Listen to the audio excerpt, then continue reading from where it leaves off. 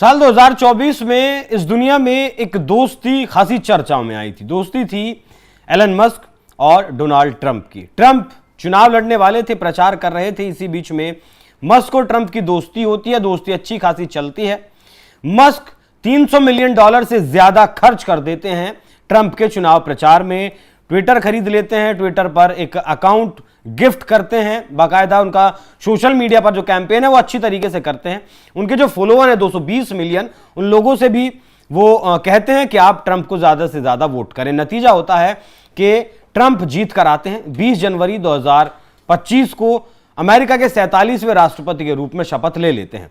चीजें ठीक चलती हैं। एलन मस्क को एक डिपार्टमेंट दिया जाता है, डिपार्टमेंट ऑफ गवर्नमेंट एफिशिएंसी, मतलब जो अमेरिकी सरकार फालतू के खर्च कर रही है उनमें कटौती करने का काम दिया जाता है। मस्क बखूबी करते भी हैं, कुछ लोगों की छटनी करते हैं, कुछ लोगों से पूछते हैं क्या काम कर रहे हैं, क्या काम नहीं कर रहे हैं। यूएस एड के तौर पर जो दूसरे देशों को पैसा दिया जाता था वो बंद करते हैं और लगभग $175 बिलियन से ज्यादा वो बचाकर देते हैं अमेरिका के खजाने में, सरकार के खजाने में इतना पैसा वो बचाकर दे देते हैं। लेकिन इसी अभी 30 मई को उनका जो कार्यकाल था वो पूरा होने वाला था। उससे ठीक एक दिन पहले यानी 29 तारीख को वो अपना इस्तीफा सौंप देते हैं ट्रंप को। हालांकि ट्रंप कहते हैं इस बारे में उन्हें पता था। ट्विटर पर चलता है कि दोनों की लड़ाई हुई तो आखिर हुई क्यों, क्या कुछ बात हुई, क्या कुछ बात नहीं हुई। खैर मस्क का इस्तीफा स्वीकार कर लिया जाता है और बाकायदा उनके लिए एक पार्टी अरेंज की जाती है और अच्छे खासे से विदाई दी जाती है। लेकिन जैसे ही वो विदा होते हैं उसके बाद ट्विटर पर एक जंग छिड़ती है जिसे आप एक्स के नाम से भी जानते हैं।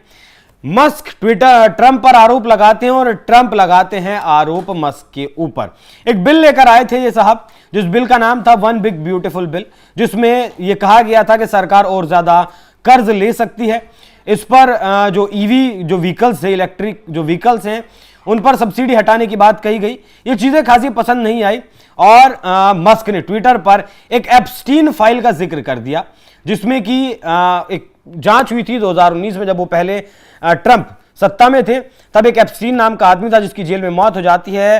वो कहा जाता है कि बड़े अमेरिका के बड़े बड़े आदमियों को, पॉलिटिशियंस को, बिजनेसमैन को लड़कियों के साथ साथ अपना प्लेन और अपना एक प्राइवेट आइलैंड भी मुहैया करवाया करता था, जिसमें ट्रंप का भी नाम था। हालांकि वो रिपोर्ट अब तक सार्वजनिक नहीं हो पाई है।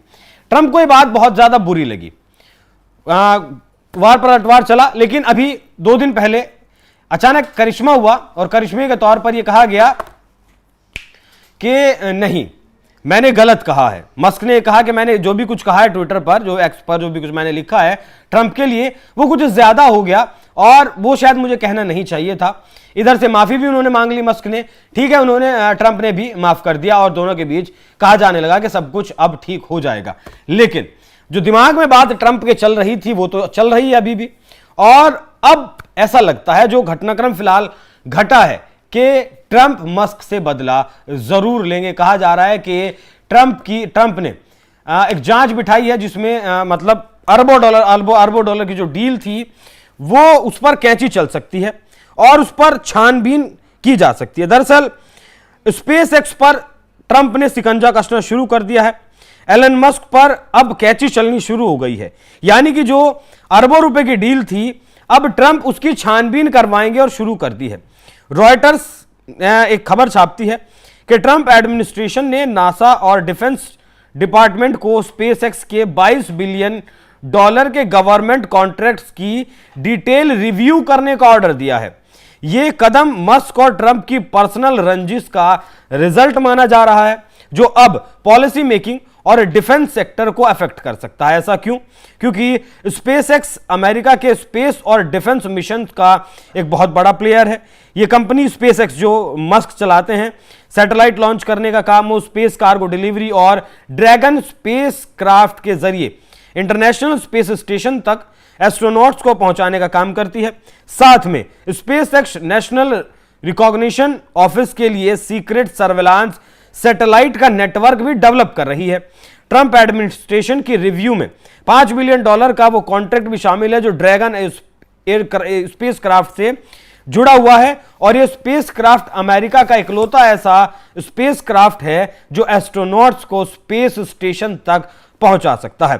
ऐसे में सोर्सेज का कहना है कि यह जो इन्वेस्टिगेशन करवाई जा रही है पॉलिटिकल रिवेंज ज्यादा लगती है। ट्रंप एडमिनिस्ट्रेशन इस प्रोसेस से मस्क पर प्रेशर बनाना चाहती है, जिससे कि 6 जून को एयरफोर्स 1 में ट्रंप ने कहा था हम एवरीथिंग रिव्यू करेंगे। इस स्टेटमेंट को अब स्पेसएक्स के कॉन्ट्रैक्ट्स की स्क्रूटनी से जोड़ा जा रहा है। इसके अलावा डिफेंस डिपार्टमेंट अमेरिका की proposed missile defence project golden dome और स्पेसएक्स के रोल को लिमिट करने पर भी विचार कर रहा है, सोच रहा है। अभी तक हालांकि कॉन्ट्रैक्ट को कैंसिल करने का अनाउंसमेंट नहीं हुआ है, लेकिन रिव्यू करना मतलब एक तरीके से उन्हें बेइज्जत करना, जिस तरीके से मिडिल ईस्ट में किया था वो भी बताऊंगा मैं आपको। नासा ने कहा है कि वो प्रेसिडेंट के स्पेस गोल्स को अचीव करने के लिए कमिटेड है, लेकिन स्पेसएक्स और डिफेंस डिपार्टमेंट ने कोई कमेंट नहीं किया।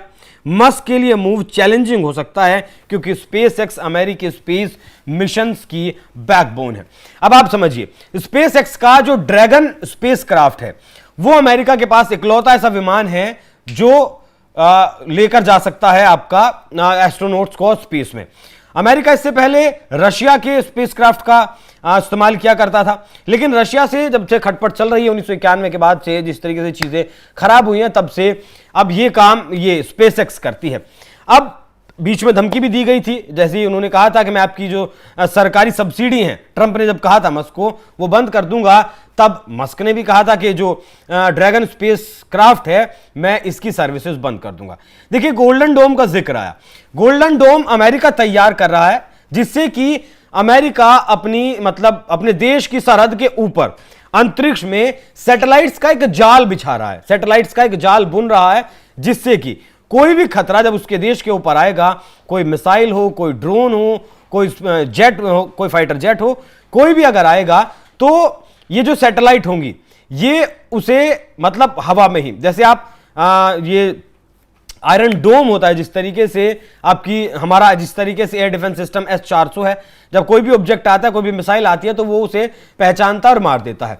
ये तो जमीन से काम होता है, लेकिन गोल्डन डोम के जरिए अमेरिका चाह रहा है कि ये काम अंतरिक्ष से हवा में ही कर दिया जाए, नीचे की बात ही नहीं हो, बाकी जो बचे उसे नीचे देख लिया जाए। तो ये गोल्डन डोम का प्रोजेक्ट है जिसमें मस्क अहम भूमिका निभा रहे हैं और सैटेलाइट लगभग हजारों सैटेलाइट ट्रंप माफ कीजिएगा मस्क स्पेस में भेज चुके हैं, जिससे कि फायदा पूरे तौर पर अमेरिका को हो रहा है। लेकिन जिस तरीके से ये पर्सनल रंजिश दोनों के बीच में शुरू हुई है, अब मस्क भले ही दुनिया के सबसे बड़े व्यापारी हो, अमीर आदमी हो, लेकिन सरकार में ट्रंप बैठे हैं, ट्रंप सरकार में बैठे हैं और उन्हीं के इशारों पर काम जो एजेंसियां होंगी वो करेंगी। तो अब कहा तो यही जा रहा है कि अरबों डॉलर की जो डील है वो खटाई में पड़ सकती है, खतरे में पड़ सकती है, लेकिन क्या वाकई में ऐसा हो सकता है? और दूसरा सवाल यह है कि क्या सिर्फ डराने के लिए, प्रेशर बनाने के लिए ट्रंप ने मस्क के साथ यह सब कुछ किया है? तो देखने वाली बात रहेगी आगे इस लड़ाई में क्या कुछ होता है, क्या दोनों के बीच पहले के जैसे सब कुछ सही होता है और सही भी नहीं होता है, क्या दोनों लोग आराम से व्यापार तरीके से सही तरीके से करते हैं, या फिर इसी तरीके से जो बाकी के 3.5 साल ट्रंप के बचे हैं वो इसी तरीके से खींचतान में गुजरते हैं? क्योंकि आपको बता दूं कि इससे पहले एलन मस्क डेमोक्रेटिक पार्टी को फंड किया करते थे, उसके बाद वो रिपब्लिकन पार्टी यानी डोनाल्ड ट्रंप के साथ आए हैं और इससे पहले डेमोक्रेट्स के साथ वो हुआ करते थे। तो अभी डेमोक्रेट्स तो सरकार में नहीं है, तो देखना होगा कि दोनों की लड़ाई कहां जाकर रुकती है। वैसे आपको क्या लगता है, क्या ट्रंप अब अंदर खाने ही सही, सरकारी रास्तों से ही सही, कहीं ना कहीं मस्क से बदला ले रहे हैं? अपनी राय में कमेंट कर जरूर बताइएगा। नमस्कार।